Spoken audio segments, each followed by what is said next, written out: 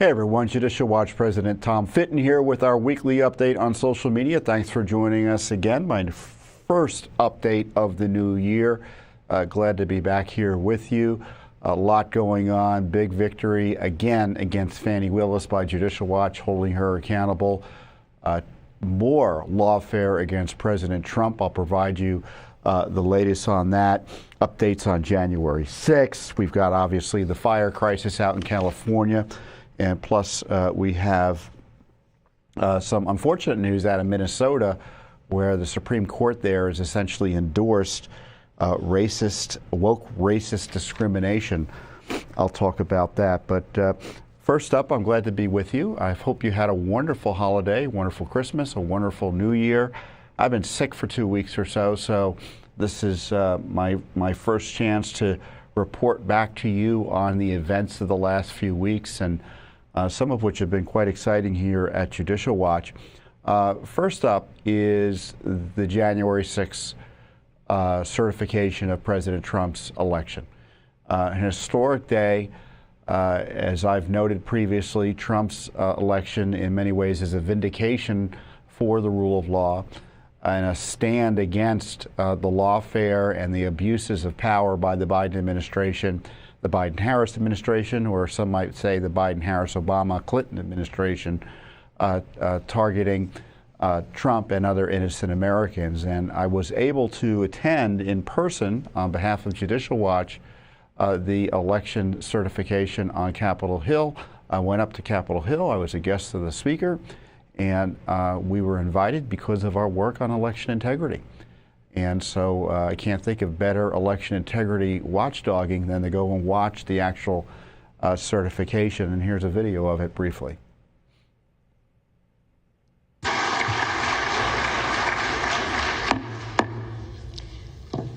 Members of Congress, the certificates having been read, the tellers will ascertain and deliver the result to the President of the Senate.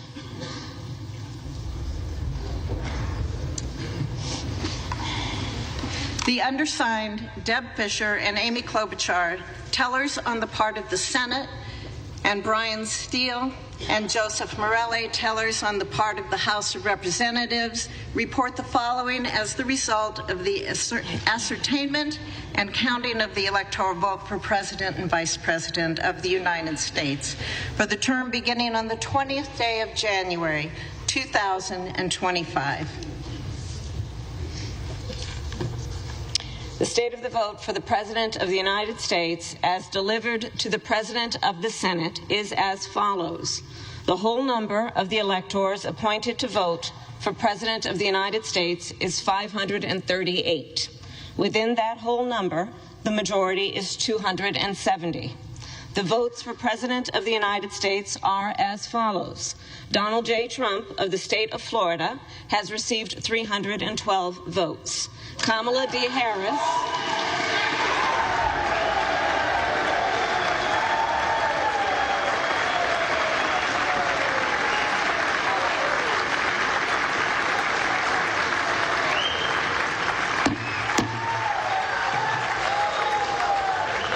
Kamala D. Harris of the state of California has received 226 votes.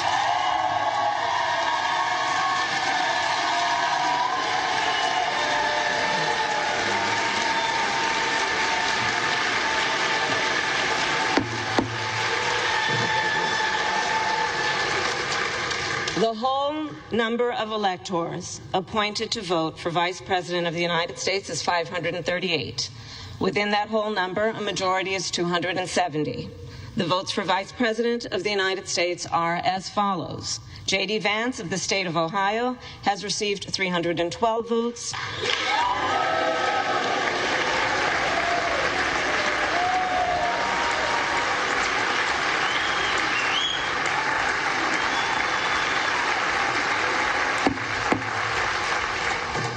Tim Walz of the state of Minnesota has received 226 votes.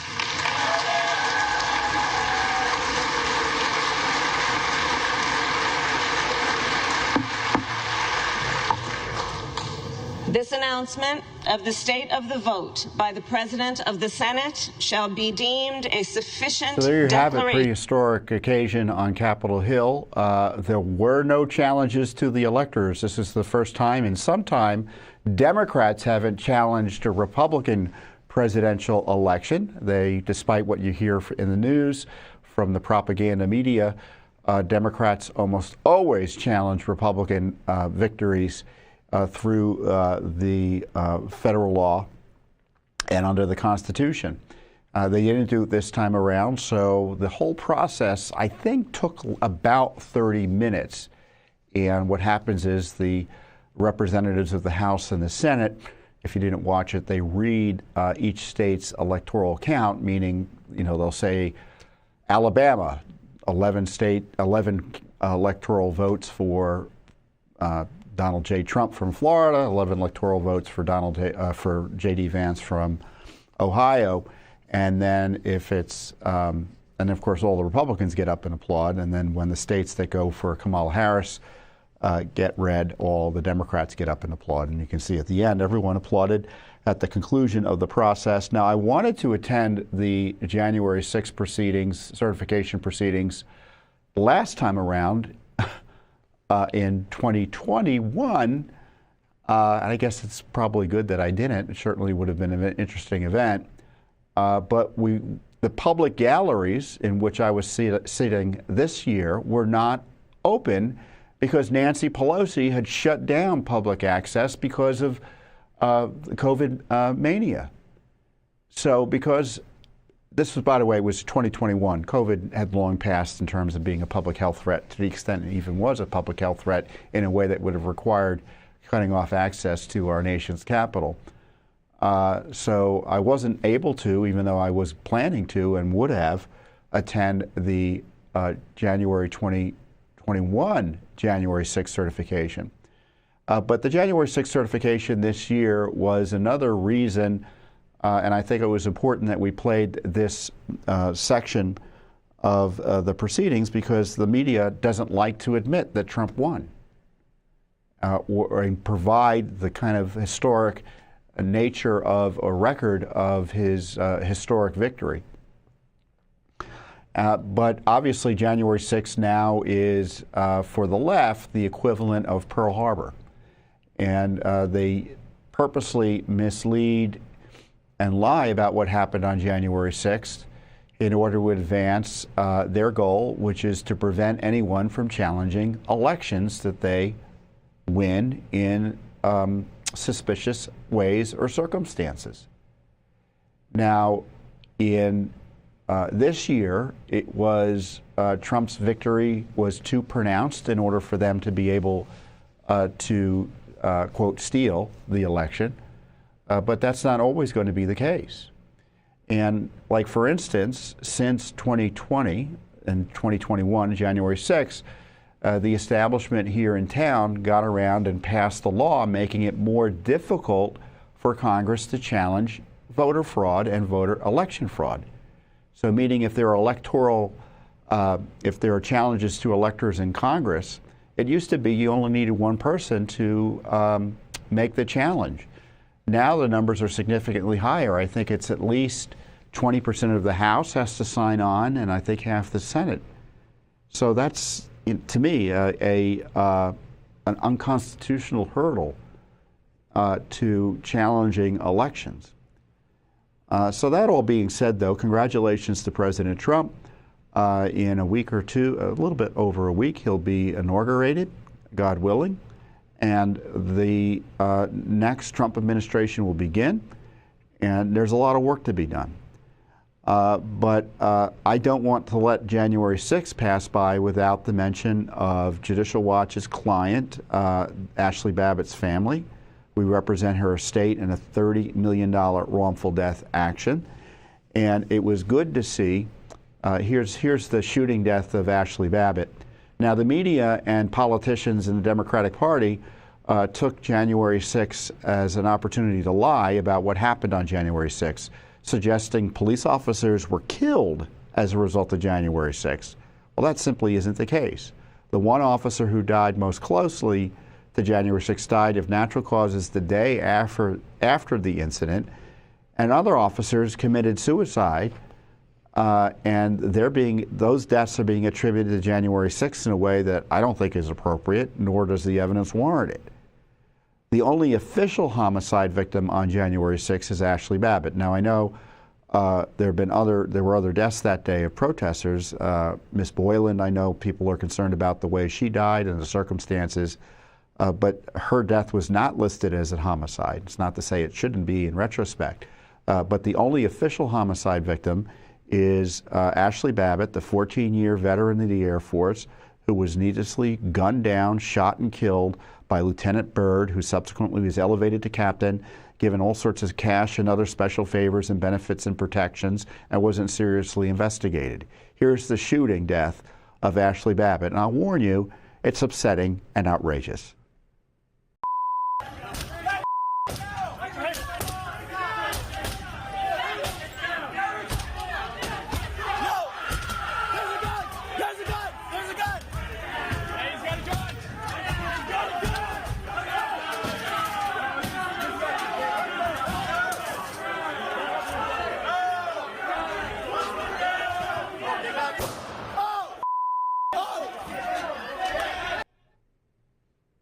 I can't believe he popped out and shot her like that. Byrd is a menace to the public safety as far as I'm concerned. And his disciplinary record, he shouldn't have even been there. And that's, of course, part of our lawsuit. What was the training?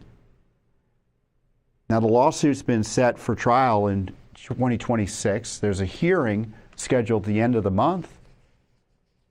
And President Trump raised Ashli's death the other day when the media was trying to corner him on the idea of providing pardons for the hundreds, if not thousands, I don't know, I guess it's over 1,300 now, of Americans prosecuted in this jihad against Trump supporters as a result of January 6th. Let's listen to what President Trump had to say. Police officers were injured by rioters on January 6th. Will you pardon anyone who attacked a police officer? Well, you know, the only one that was killed was a beautiful young lady named Ashli Babbitt. She was killed, and there was actually somebody else that was killed, also a MAGA person, but people don't give it 100% credibility. I'm going to find out about it, and we're going to find out. But Ashli Babbitt was killed. She was shot. Should have never been shot. She was shot for no reason whatsoever. In fact, they say that she was trying to hold back the crowd, and the crowd was made up of a lot of different people, so we'll see. But I will tell you this, the person that was killed was Ashli Babbitt. The other thing is, when they talk, you know, there was never charges of insurrection or anything like that. But if there were, this would be the only insurrection in history where people went in as insurrectionists with not one gun, okay? And let me tell you, the people that you're talking about have a lot of guns in their home for hunting and for shooting and for entertainment, a lot of good reasons. But there wasn't one gun that they found. And why didn't they find the bomber, the pipe bomber? You know, they know who the pipe bomber is. The FBI knows who it is. The status of the FBI has gone down so far. So the status of the Ashli Babbitt lawsuit that's being brought against the federal government on behalf of her estate by Judicial Watch and her widow, Aaron Babbitt, widower, is many of the claims are going to go to trial. Other claims the Biden administration wants to shut down and ask the court to throw out. And the big question is, on January 30th, what is going to be the position of the government? I mean, the Biden administration successfully to date has moved this case from San Diego, where Ashli lived, her husband lived, to here in Washington, D.C., obviously to get the benefit of an anti-Trump judiciary, a biased judiciary, and you know, and make it harder for Ashli's family to get justice.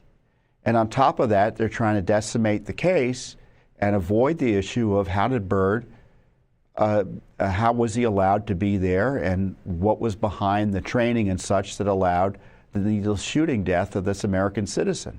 The government's got to be held accountable for that. The Biden administration doesn't want that to happen, and that's going to be one of the issues at the hearing at the end of the month. I think it's January 30th that's been set. So the big question is the Trump administration, which by then will be in office for 10 days, will they take a different position than the Biden administration thus far on this Ashli Babbitt case? So it's going to be very interesting to see. So you have to keep on coming back here to get more information on the Ashli Babbitt lawsuit, a lawsuit the media doesn't want to follow, a lawsuit the media doesn't want to report on, because the details are completely devastating to the left-wing narratives on January 6th. Because if the only homicide, some call it a murder, on January 6th was of a Trump supporter by a police officer who was out of control, that changes the narrative quite a bit, huh? So your Judicial Watch will continue pushing this lawsuit, and hopefully, the Trump administration handles it in a different way than the Biden administration's been handling it. But in the meantime, pray for Ashli and her family, or her family. I guess Ashli doesn't need prayers because I'm sure she's in a special place right now. But her family's still mourning her loss. The loss. It's just terrible. Next up, the left has used January 6th to try to jail Trump. And obviously it's been part of this lawfare by the left and the Democratic Party. And we had the lawfare continue to harass not only Trump, but the office of the president, our constitutional republic, and frankly, our national security, with the sentencing of President Trump today in New York by the Democrat operative Judge Merchan, who presided over a Soviet-style proceeding at the behest of Democrat politician Alvin Bragg, where Trump was charged with non-crimes and convicted for non-crimes, and now he is officially a felon based on this god-awful process.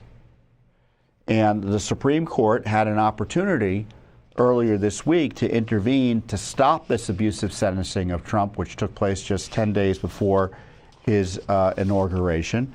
And you may recall the Supreme Court, to the outrage of the left-wing establishment, with an overwhelming majority, found that Trump had immunity for actions related to his presidency. Things he did as president, he can't be prosecuted for.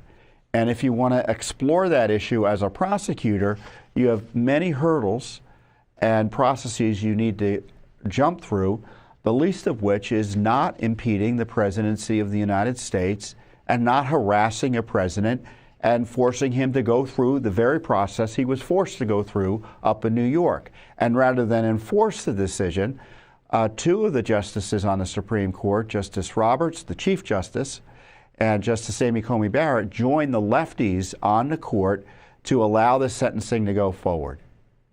And to me, it was really a wild abuse of power by Merchan that should not have been tolerated by the Supreme Court, because it frankly showed contempt for their immunity ruling. If the immunity ruling meant anything, it should have given a pause, if not a complete end, to the proceedings up in New York.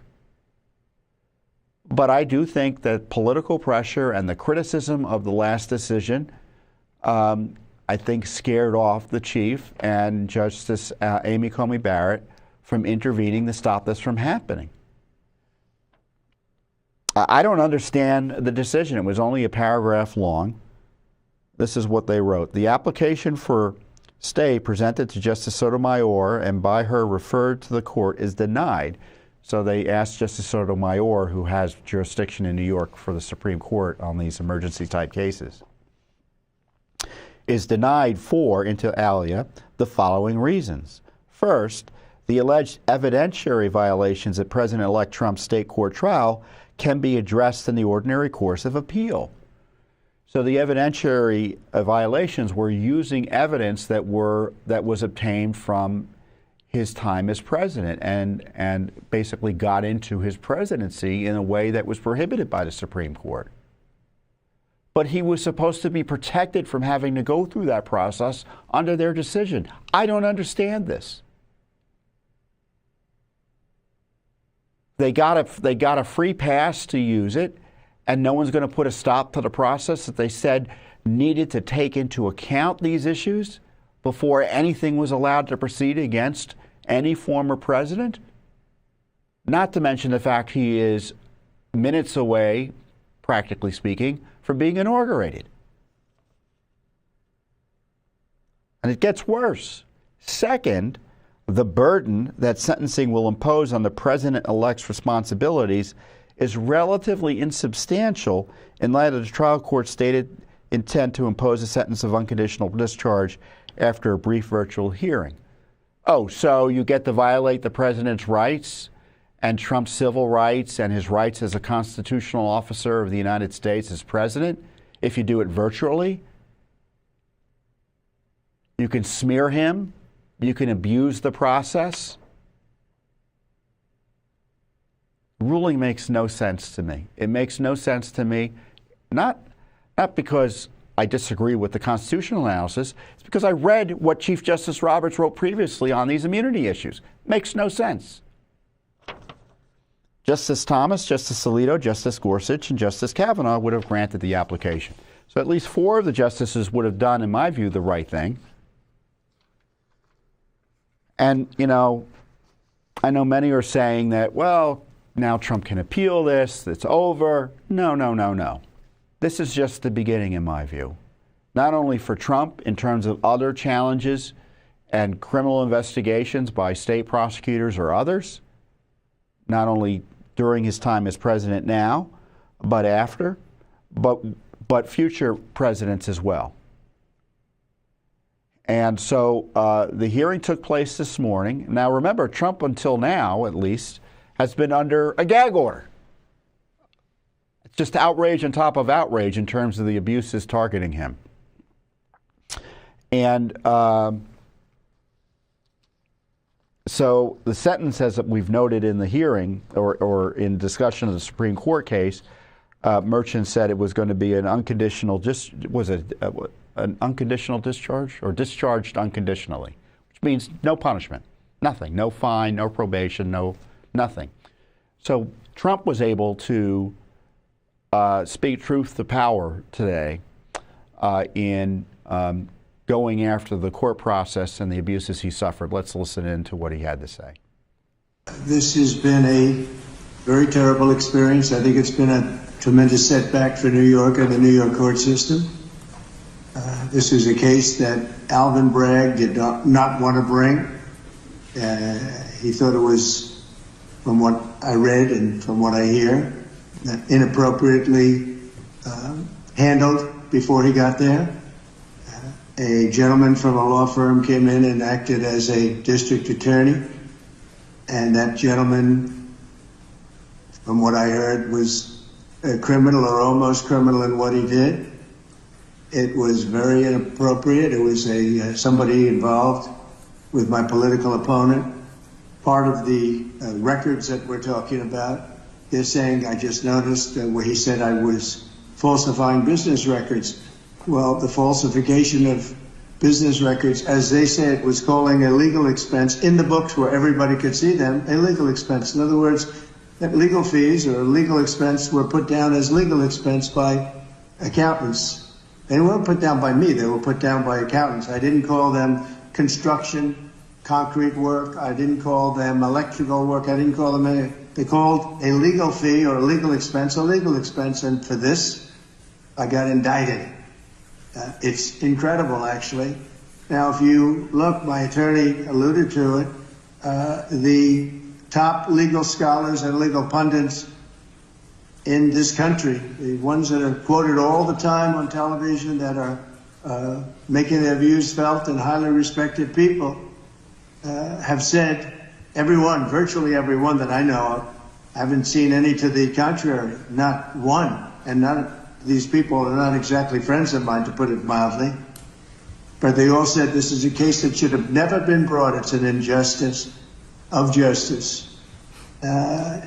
Very respected Jonathan Turley, Andy McCarthy, Judge David Rifkin, a wonderful man who just passed away, by the way, Greg Jarrett, Ellie Honig from CNN, of all places. CNN said that, Paul Ingratian, Alan Dershowitz, they all said this is not a case that should be brought. It's not, think about it, legal expenses are down as legal expenses, and I get indicted for business records. Everybody should be so accurate.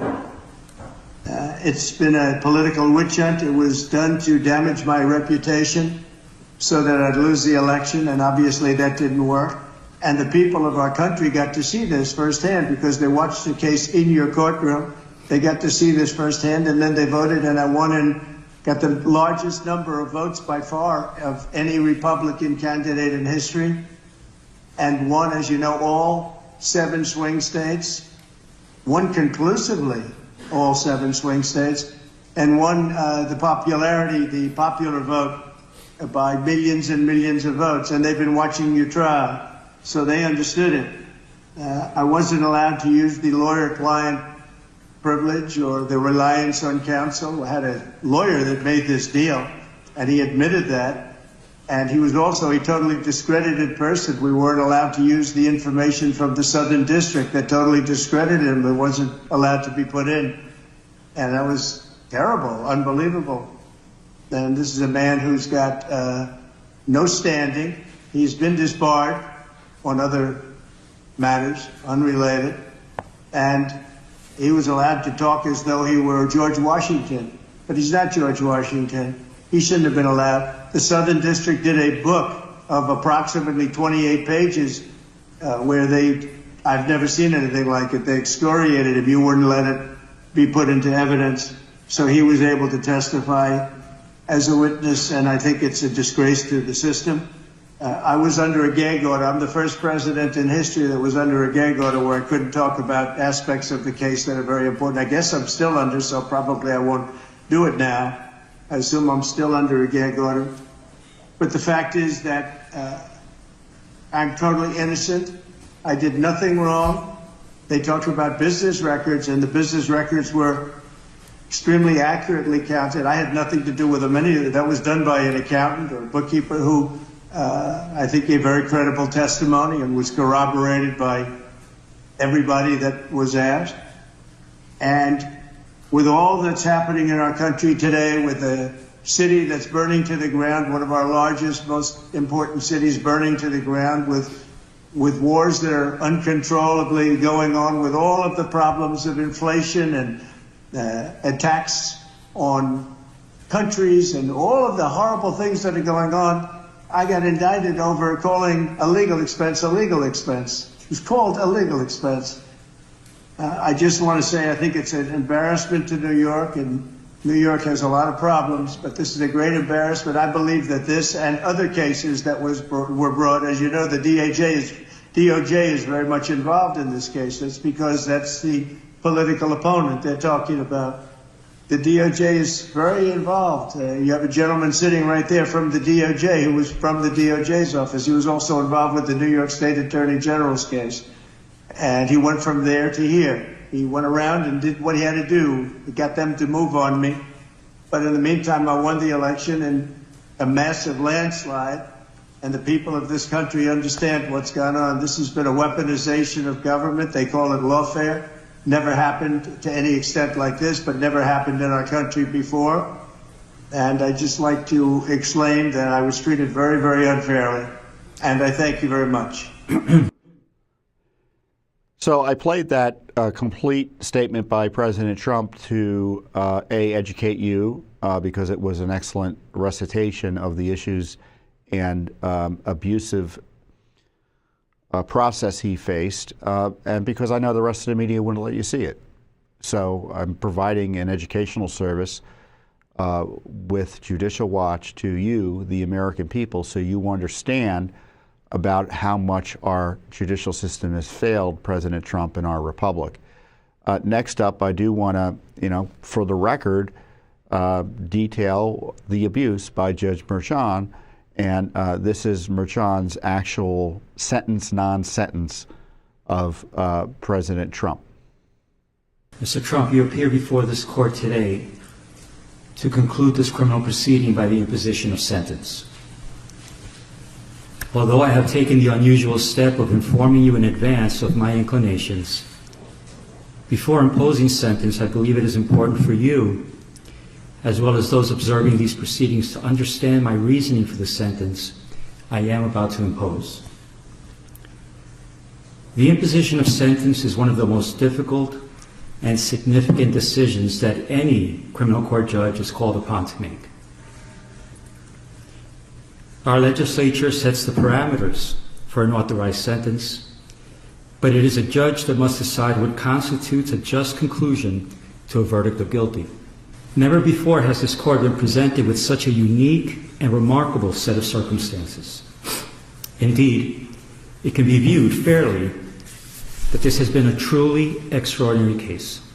So while one can argue that the trial itself was in many respects somewhat ordinary, the same cannot be said about the circumstances surrounding this sentencing. And that is because of the office you once occupied and which you will soon occupy again. To be sure, it is the legal protections afforded to the office of the President of the United States that are extraordinary, not the occupant of the office. The legal protections, especially within the context of a criminal prosecution, afforded to the office of the President have been laid out by our founders, the Constitution, and most recently interpreted by the United States Supreme Court in the matter of Trump versus the United States, which was decided on July 1st, 2024. The considerable, indeed, extraordinary legal protections afforded by the office of the Chief Executive is a factor that overrides all others. To be clear, the protections afforded the office of the President are not a mitigating factor. They do not reduce the seriousness of the crime or justify its commission in any way. The protections are, however, a legal mandate which, pursuant to the rule of law, this court must respect and follow. After careful analysis, in obedience to governing mandates, and pursuant to the rule of law, this court has determined that the only lawful sentence that permits entry of a judgment of conviction without encroaching upon the highest office in the land is an unconditional discharge, which the New York State Legislature has determined is a lawful and permissible sentence for the crime of falsifying business records in the first degree. Therefore, at this time, I impose that sentence to cover all 34 counts. Sir, I wish you Godspeed as you assume your second term in office. You know, the courts have failed President Trump. Judge Merchan, obviously, a judge who is unethical, literally gave money to the Biden campaign and other anti-Trump political operations in a way that violated judicial ethics, rules, and norms. He's conflicted 6 ways to Sunday. He should not be on the case. And of course, he handled the case and in a way that went against the basic norms related to the way a trial is supposed to be conducted. And as I said earlier, it was a trial about non-crimes, and it had the hallmarks of, an Alice in Wonderland spectacle. And the courts have unfortunately failed, including the Supreme Court. And the fact that it got this far, where Trump is smeared as being called, quote, a felon by these political operatives up in New York, without someone saying enough is enough at the judicial level to stop this abuse of power, to me is going to result in our judicial system having a stain on it for the rest of time. And I issued a statement on this via Twitter for Judicial Watch, and let me bring it up here so I can read it. Okay. Pure corruption. Judicial Watch denounces the absurd New York verdict, Soviet-style criminal proceeding and sentencing that have so abused President Trump. What happened to President Trump up in New York is criminal. Trump was outrageously subject to a rigged kangaroo court proceeding run by a biased, conflicted judge and an unethical, politicized Democratic Party prosecution team. And today is another terrible day for the rule of law that will also go down in infamy. The evidence shows that Trump committed no crimes, and this was always a prosecution about, quote, nothing, unquote. This and other Democratic Party political prosecutions of Trump have been abominations under law and are destabilizing to our nation. But thank God for the voters who have rejected this. The federal and New York court systems have failed Trump, the American people, and our constitutional republic. Thankfully, American voters, as I said, stepped up and decisively rejected this lawfare on Election Day. Judicial Watch will continue to expose in court the truth about these attacks on the rule of law, free and fair elections, because as you know, this is all about trying to stop Trump from getting elected, and that failed. And of course, as we try to protect the United States Constitution. So what next? Trump is obviously going to appeal this attack on him. In the meantime, Jack Smith and Garland are conspiring to release a report about nothing, as I say, targeting Trump over his simply doing two things that a president is allowed to do. Dispute an election, make sure elections are free and fair, and secondly, keep his own documents. Simple cases that were turned into criminal cases by the gangster government being run by the Biden administration, and as we say, their allies had similarly weak cases with Fani Willis. I'll talk about her later, and up with Merchan up in New York, and of course you had the civil warfare against Trump through Letitia James, where they're trying to destroy his business over arguments about how he valued his properties in loan documents, loans that were fully paid and no one ever complained about. I mean, what Trump has gone through, no American citizen should have been put through. And of course, it was not only an attack on him personally, but an attack on our institutions of government. They don't want self-government. They don't want the people to put presidents in office who are outsiders, who will ask the wrong questions, do things that are unacceptable to the corrupt swamp. And so their response to that is to undermine the people's right to self-government by trying to destroy the president when he's in office, as the Obama-Clinton gang did, and while he's out of office, as the Biden-Obama gang did. And I think this president should appoint a special prosecutor, President Trump, as soon as he gets in, to investigate these abuses of his civil rights and the civil rights of other Americans under color of law. I don't trust the Justice Department to investigate itself. I don't trust the FBI to investigate itself, even if they're run by people who I think are great. In this case, it's going to be Pam Bondi and Kash Patel. I think they're going to get confirmed by the Senate. But there's got to be accountability for what happened to Trump. Trump is a crime victim. And the crooks who targeted him need to be investigated and held fully accountable. It's not retribution, it's justice. And as I said, Judicial Watch has all these ongoing cases to find out the details of this abuse of Trump, and we will file more requests and more cases to try to get that full accounting. Because we don't trust the feds, no matter, frankly, if Trump appoints a special counsel, I'm sure there'll be things that he won't look into or she won't look into. And it will be up to Judicial Watch, again, to do the heavy lifting to uncover the full truth about this unprecedented corruption, the worst political corruption in American history in many ways, which is the targeting of Trump. So he's been so abused. What an outrage today was with Judge Merchant. What an outrage. And what a failure of our system that it was allowed to take place. Really terrible. So I'm sure you are doing what I'm doing, which is praying for the victims of the LA wildfires. I'm sure you can't avoid I presume you already know what's happening out there. But there's been a series of wildfires in LA County. We have some video of it. You can see the tremendous devastation, the threat to life as people flee. I mean, these essentially firestorms, I call them fire hurricanes, sweeping through parts of LA.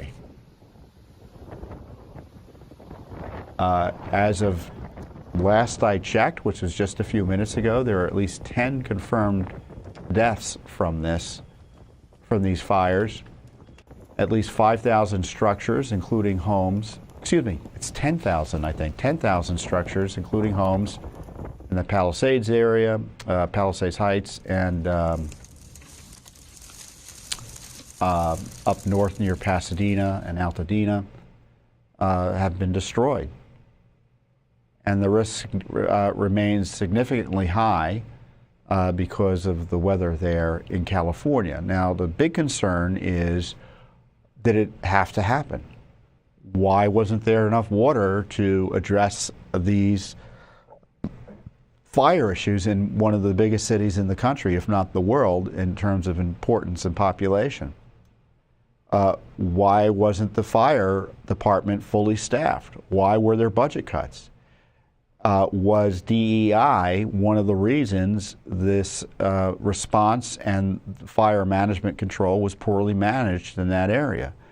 And, you know, we're not allowed to say DEI, but the reality is in big cities in America, which are run by the Democratic Party left, it's reality, key positions are often filled as a result of not merit, but political connections, and whether that the applicant or the person who is being considered, it fits in the various DEI characteristics in terms of race, gender, and other characteristics. It's just woke racism, woke sexism, and it's often merit is often third, if at all, and it's not fair to the applicants that make it, in the sense that many of them may have experience that would make them perfect for the position.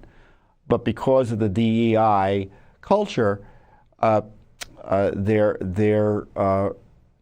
appointment is tarred. Like the fire chief of Los Angeles is a woman. You know, I don't know much about her. I mean, she could be a great chief. I don't know.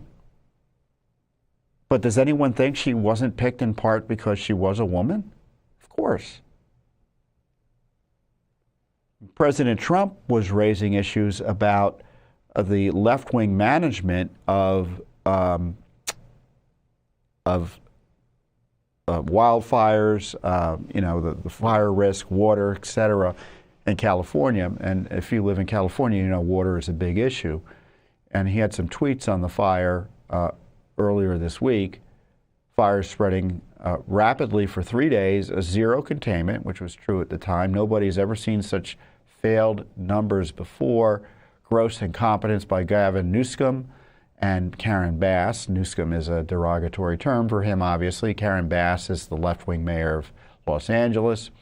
And Biden's FEMA has no money, all wasted on the Green New Scam. LA is a total wipeout. One of the best and most beautiful parts of the United States of America is burning down to the ground. Its ashes, and Gavin Newsom should resign. This is all his fault. So the next question is, what happened? And who should be held accountable and responsible? I mean, we kind of see elements of what happened. They literally ran out of water in certain parts of the Palisades as they were trying to fight the fires. And the officials admit the hydrants ran out. And it's not because the water wasn't available literally, it was because the water was ill-managed.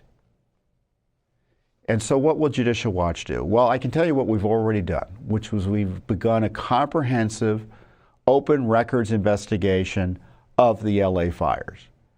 Because I don't trust, obviously, the media to do the investigation. I don't trust Congress to do the investigation.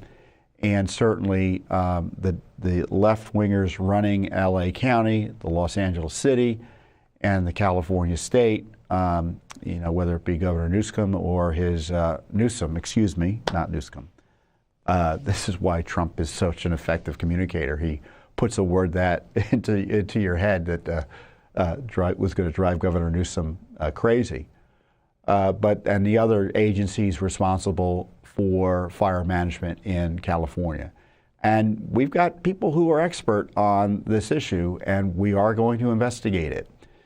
So as we pray for the victims of the Los Angeles fires and pray the fires don't get any worse than they are and they finally get contained and the weather changes, Judicial Watch isn't just going to forget about it and move on to the next story. And one of the reasons Judicial Watch is effective is because we are persistent. When an issue like this pops up, we start asking questions and we demand answers in court if necessary, even if it takes a little bit of time. Because I don't know about you, but I think the accountability is always worthwhile whenever it comes. Because I tell you, but for Judicial Watch on so many issues, we would never get accountability because no one else asks the questions or has the capacity and expertise to demand and get answers. So Judicial Watch has launched a major investigation into the LA fires in California, and even as we pray for the best possible outcome and for all those victims who've lost their homes and loved ones and pets and precious possessions and such. And I tell you, if I lived in LA, I'd be worried about the whole city going up because of the competent mismanagement just in these fires alone. I mean, it's only by the grace of God all of LA hasn't been engulfed in flames, given the weather and the fire risk out there. Very dangerous. And this shows you why corrupt government, incompetent government, inefficient government is not only wasteful, but it puts lives and property at risk. We got a lot going on here today. I even have a list of things we need to talk about. And before I talk about Fani Willis, I want to talk about something positive that happened, which is Facebook is running away from censorship, or so they say. Facebook announced this week that it would stop essentially censoring content other than content that is obviously illegal or pornographic or something that no one would really question about the content being censored. So if you want to debate immigration or transgenderism or other or COVID or other things that have been censored by Facebook, they're not going to do it anymore. They're not going to come in and shut you down. Now, there are many people who have been shut down and thrown off the platform who should be let back on. One of the big things that Facebook is going to do in terms of this new embrace of freedom or freer speech on the platform is they're getting rid of these third-party fact checkers that they used as cat's paws to censor content. I know Judicial Watch has been repeatedly victimized by these left-wing fact checkers who have come in and disagreed with our conclusions and analysis, couldn't argue with our facts, but because they've got this preeminent role within the Facebook ecosystem, they were able to vandalize and suppress and censor our content because they disagreed with what we were saying. Most recently, it was over whether non-citizens voted in the presidential primary in D.C. We got a list saying they did. And they disagreed with the list and what it said. And so the content was suppressed. So they're getting rid of those fact checkers. And Mark Zuckerberg, who seems to have been getting more conservative, I don't know. maybe he's just making a business decision here, is going to follow the lead of Musk on X and allow these community notes, which would allow other Facebook users to say, oh, that's not correct, and if it would be attached to the post if enough people from diverse backgrounds and viewpoints agreed with the community note. The content would remain, but the community note would be attached. Now, I really don't like that process much. I know on X it's constantly abused. Virtually all community notes for conservative content is abusive. They're not fact-checking or providing context to anything. It's just someone who doesn't like what was being said. But that being said, it's better than content being removed. So it's a big victory for free speech in America. I mean, Facebook is a massive platform. I know X gets all of the attention because of its political impact, but there are many, many more users on Facebook than Twitter. And of course, there are tens of millions of users on Instagram as well, which is also run by Meta and also subject to this new freedom online. Now, as I said, Judicial Watch has been repeatedly censored on Facebook, and we're looking forward to not being censored anymore for exercising our First Amendment rights and doing our duty, as we see it, in following our mission to educate you about our findings. Imagine being censored for posting government documents. I mean, that's what happens. That's happened repeatedly to us. And Facebook's backing away from that. So great news, great news. Even Zuckerberg was on, I see he was on Joe Rogan, I guess it was, I don't know if it was literally today, but it was just recently, within the last few days. And he was talking about how the Biden White House was calling and threatening them to censor COVID content. And when they resisted it, he said, the Biden administration started targeting them with investigations. Now, first of all, they didn't resist them well enough, as far as I'm concerned. But secondly, what Zuckerberg is describing is criminal activity. And the tweet I gave in response, or sent out in response to that Zuckerberg revelation or confirmation, I mean, he's the head of Facebook, Meta. He's a leading business figure here in the United States. I know folks don't like his politics sometimes, but the reality is he's a major business figure, employs tens of thousands. One of the country's most successful companies. And he was retaliated against, his company was, for not doing what the government told him to do in terms of censoring American citizens. President Trump's administration must criminally investigate the gangsters who were censoring Americans through Facebook and other social media platforms. Can we play that? Can you hit play? Will that play if we play it?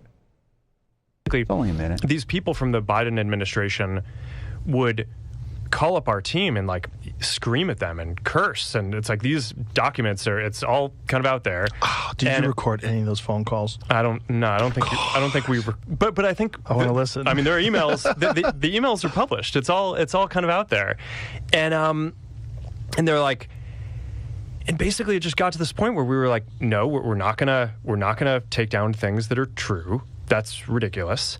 They wanted us to take down this meme of Leonardo DiCaprio looking at a TV talking about how 10 years from now or something, you're going to see an ad that says, okay, if you took a COVID vaccine, you're eligible for, for this kind of payment, this sort of class action lawsuit type meme. And they're like, no, you have to take that down. And we just said, no, we're not going to take down humor and satire. We're not going to take down things that are true. And then at some point, I guess, I don't know, it flipped a bit. I mean, Biden, when he gave some statement at some point, I don't know if it was a press conference or to some journalists, where he basically was like, these guys are killing people. And I don't know, then all these different agencies and branches of government basically just started investigating, coming after our company. It was brutal. It was brutal. Wow. Isn't that outrageous?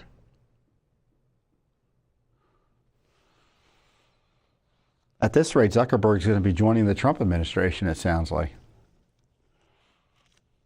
But in the meantime, Judicial Watch has been second to none in investigating and exposing the censorship regime that began, frankly, during the Trump administration with deep staters targeting people in order to help Joe Biden get elected, continued through the Biden administration, where Joe Biden himself celebrated and embraced censorship.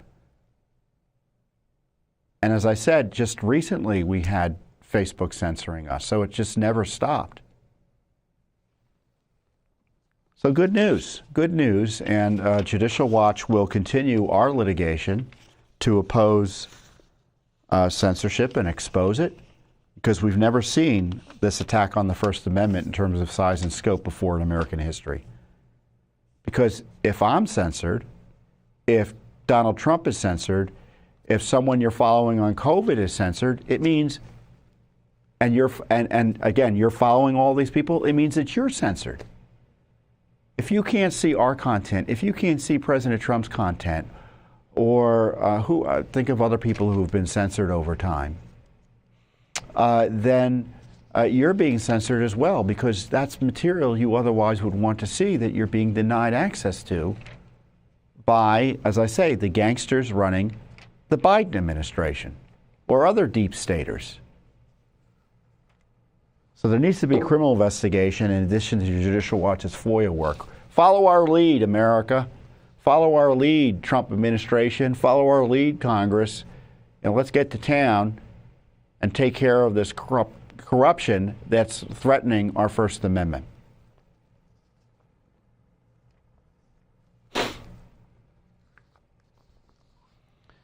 So if you've been following Judicial Watch and me on social media recently, you've been tracking, and of course our weekly updates, our lawsuit against Fani Willis for records about her collusion on the targeting of Trump with the Biden gang, specifically Jack Smith, and the Pelosi January 6th committee.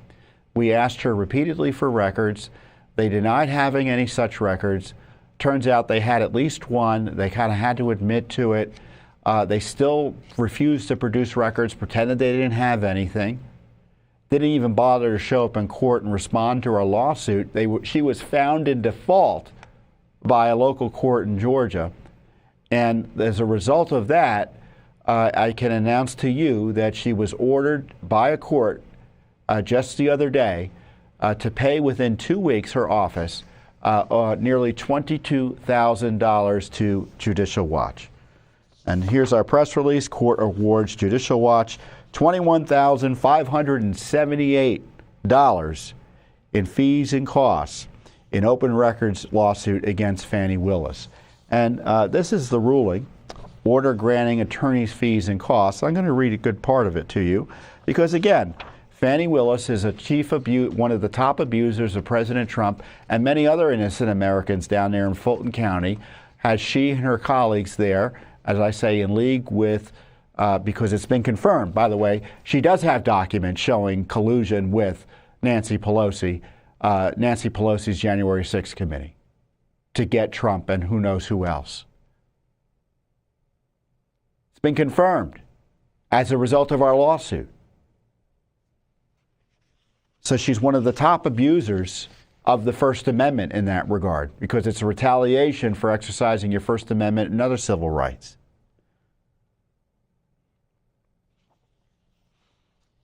So Judge McBurney, who is in the Superior Court of Fulton County, issued the ruling, dated January 3rd, so it was last Friday, late Friday. Plaintiff submitted an Open Records Act request to a defendant on August 22nd, 2023, by way of Fulton County's ORA online portal, ORA, short for Open Records Act. That same day, plaintiff received confirmation that its request had been delivered and would be channeled to the appropriate department, presumably the district attorney's office.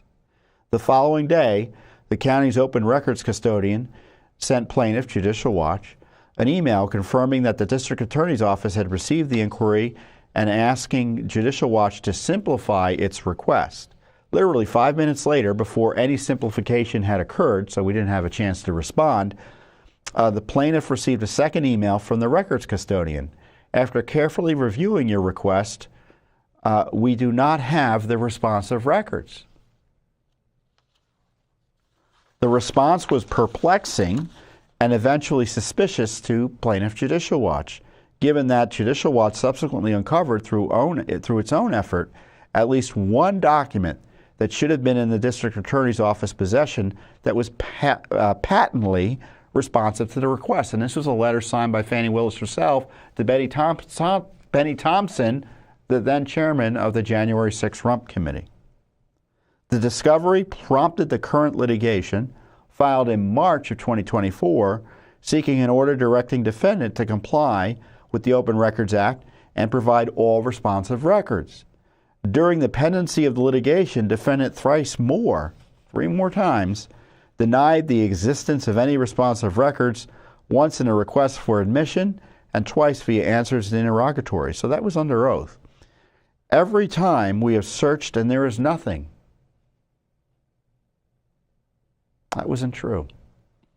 Defendant ultimately defaulted, and this court entered an order on December 2nd, 2024, directing defendant to conduct a diligent search of her records for responsive materials and to provide any responsive records that are not legally exempted from disclosure.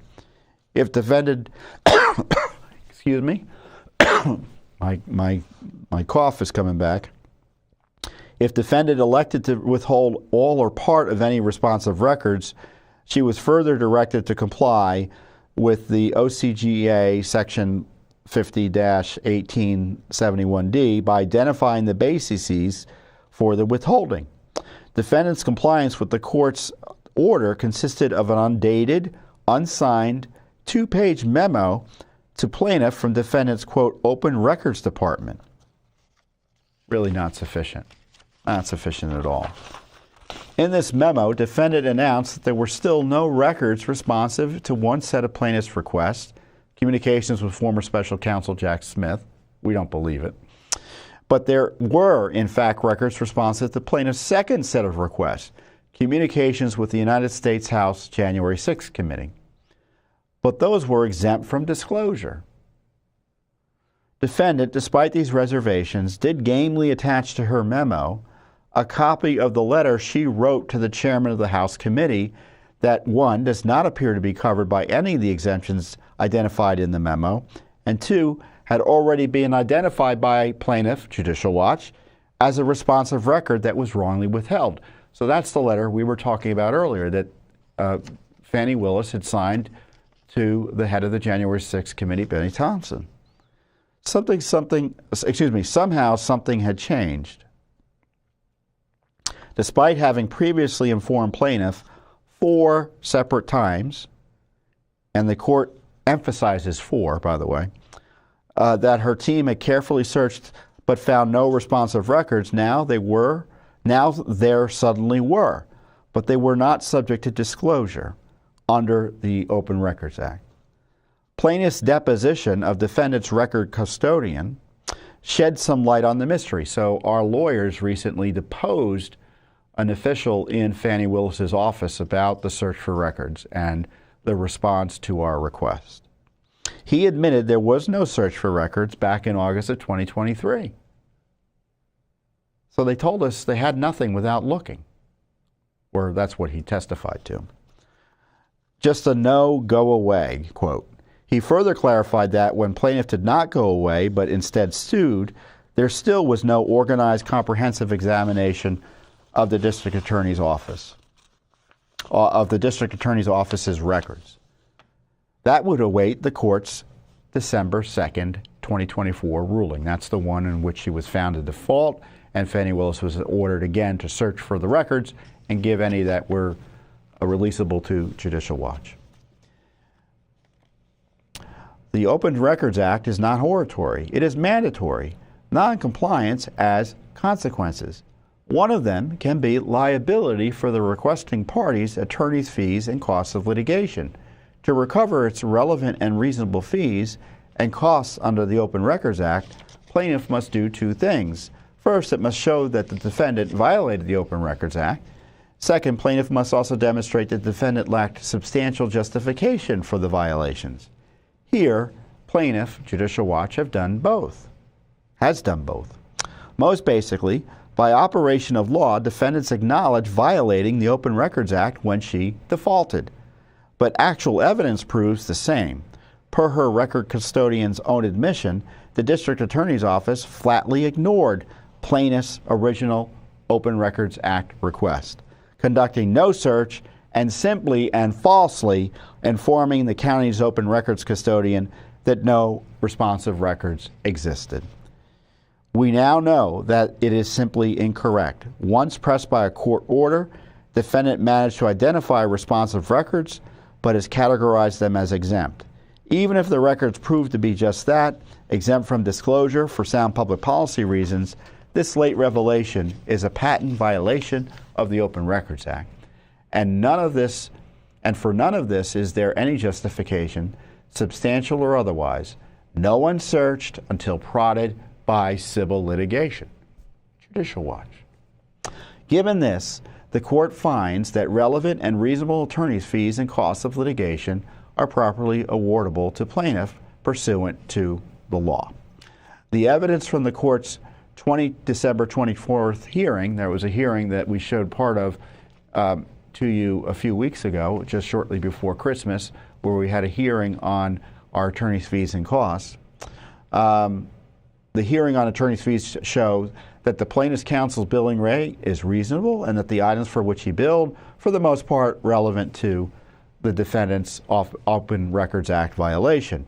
From the record made at the December 24th hearing, the court finds that the plaintiff incurred $19,360 in attorney's fees related to plaintiff's efforts to enforce compliance with the ORA.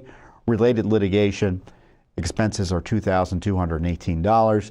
Defendant is thus liable to plaintiff for $21,578 pursuant to, and he cites the law.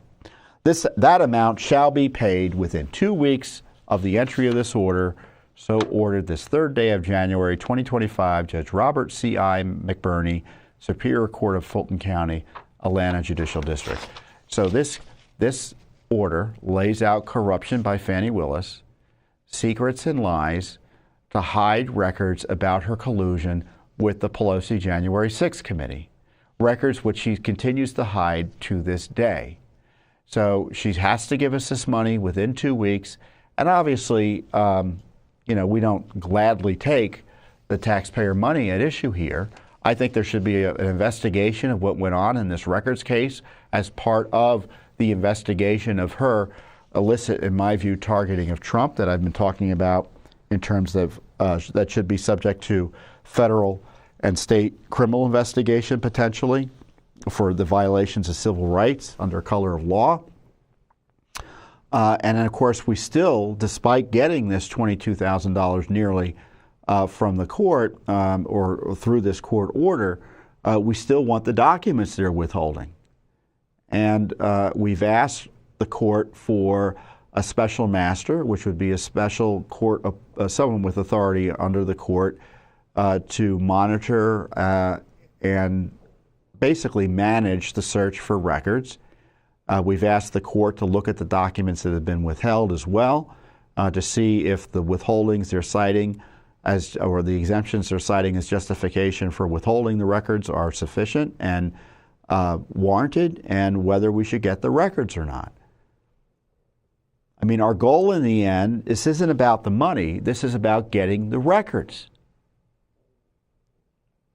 Now, we still don't have the details, but we do have confirmation from Fani Willis's office, as described in this court record, this court order, that she had communications.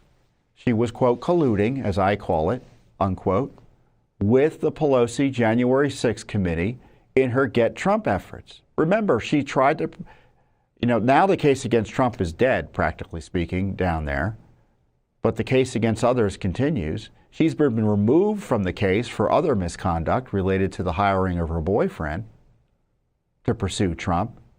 And on top of that, you've got this record scandal. And this shows you the importance. I know sometimes FOIA and open records laws and things kind of like, you're getting records, who cares? Well, in this case, it exposes a scandal. The records expose a scandal and confirm a scandal. They lied to us. Looks to me like they were lying to the court. I mean, the court's kind of being nice here. And not only is this going to uncover these records confirm corruption by Fani Willis, where else do they confirm corruption? By the Pelosi Congress. The January 6th operation that corruptly targeted Trump and smeared him, and they abused the powers of Congress to interfere in the election and target enemies of Joe Biden and the Pelosi regime. And this collusion, which everyone suspected, was confirmed not by Congress, not by the media, not by a law enforcement officer, but by Judicial Watch. And again, I thank you, Judicial Watch donors, those of you who are supporting Judicial Watch, for allowing us to do this work, because, I keep on saying that, we've got to be in court in order to get this work done, and we can only do it with your support. So if you're not supporting Judicial Watch, I encourage you to do so. And, our persistence, our willingness to go to court and stick with it. I mean, this began nearly 2 years ago.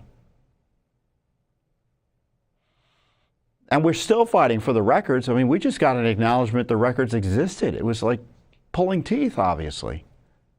I mean, we were facing lies by government officials to prove the existence of these records. But Judicial Watch's heavy lifting once again got results on behalf of the rule of law. So I'll keep you updated. Her response to our request for a special master, Fani Willis's response, is due soon. I think it's almost due. I think it's probably due now, more or less. And then the court has to decide how he's going to handle the dispute about A, the documents, and B, whether they did a real search.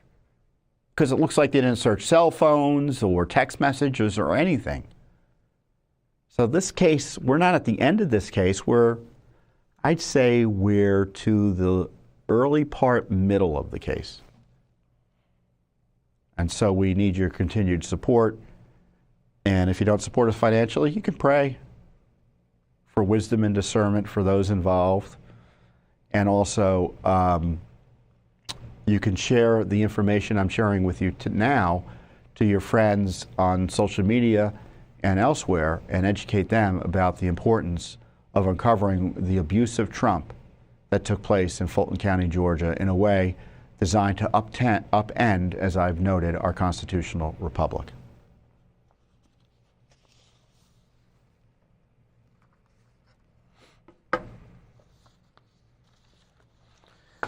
So I've talked to you often about Judicial Watch's work exposing and combating woke racism by the left, this DEI obsession that is used to advance outrageous, unlawful discrimination based on race, sex, and other characteristics. In Minneapolis, Minnesota, the left-wing teachers union there in the city forced through a contract, through a strike, that required that if layoffs were to occur, that senior members would be protected, people who had seniority would be protected, which is outrageous separately, but that's a typical public union demand. But that protection would be limited if you were white. So essentially, if you are on the list for layoffs and you were black, they would skip over your name and go to the next white person. And when it came time for rehiring, similarly, blacks were hired first before any whites would be considered. That's literally in the contract. It's illegal. It's discriminatory under Minnesota and federal law. And Judicial Watch filed a taxpayer standing lawsuit on behalf of a taxpayer who objected to her tax monies being spent on behalf of to advance this woke racist contract. And the lower court said, no, taxpayer standing doesn't apply in this regard. The appellate court, we appealed the ruling. The appellate court said, of course it does. So the teachers union, and of course we're fighting the entire left-wing establishment there in Minnesota, appealed this to the Supreme Court of Minnesota. And we were there, I think about 3 or 4 months ago. I think there's a picture of me with Michael Bekesha, our attorney on the case. There we are, in front of the Minnesota State Capitol. The Supreme Court meets at the State Capitol in their own Supreme Court building. And that hearing, they met at the Supreme Court, at the State Capitol. Beautiful building, by the way. In is it St. Paul? It must be St. Paul. Yes. Yeah, it was in St. Paul. And the Supreme Court essentially ruled 6-0 against us. Really terrible decision. And I don't want to give it too much credit by going through the detail, but I will describe what the ruling was. The school district challenges, so we're challenging, the government's defending their racism. The school district challenges the Court of Appeals' conclusions that Clapp is standing to bring her claims, and her claims are ripe. And the parties agree this case is now technically moot because the 2021-23 teacher contract is no longer in effect. But Clapp argues the exceptions to the mutinous doctrine apply here and should allow the case to continue. So the case is continuing. So that issue's been resolved. Standing is an essential element of jurisdiction, a legal requirement that a party have a sufficient stake in a justiciable controversy to seek relief from a court. To have standing, a party generally need to have suffered some injury in fact or be the beneficiary of some legislative enactment granting standing. Here, Clapp relies on an exception to the general rule, the common law doctrine of taxpayer standing. Under that doctrine, taxpayers without a direct or personal injury may have standing to bring an action to restrain the unlawful use of public funds. Generally, in the context of taxpayer standing, the use of public funds is lawful if the funds are spent for a public purpose for which tax money may be used, and there is authority to make the expenditure, and the use is genuine as distinguished from a subterfuge or something farcical. We recently clarified that a taxpayer does not have standing, meaning we, the Supreme Court in a prior decision, when they seek only to generally restrain alleged legal actions on the part of public officials. Rather, taxpayer standing exists only when the central dispute involves alleged unlawful disbursements of public funds. The requirement that the alleged unlawful disbursements be the central dispute means that a taxpayer may not manufacture standing by relying on expenditures that are merely incidental to the central dispute. Do you think the hiring and firing of teachers under a teacher's contract is incidental to the dispute? Do you? No, of course you don't. Not if you're being fair. Applying our law of taxpayer standing shows that Clapp had not sufficiently alleged that an unlawful disbursement of public funds is a central dispute in this case. That's the end. They figured out a way to eliminate taxpayer standing from challenging a racist teachers union contract in the biggest school district in the state, in Minneapolis. That's what the left-wing Supreme Court of Minnesota just did. Now, the court did note that they weren't ruling on the merits of the contract, which in fact they were, but they said that the contract can still be challenged by other individuals who may have standing. For instance, if a teacher gets fired because of their race under this contract, they can sue, and you can be sure the Judicial Watch would be happy, if possible, to represent them.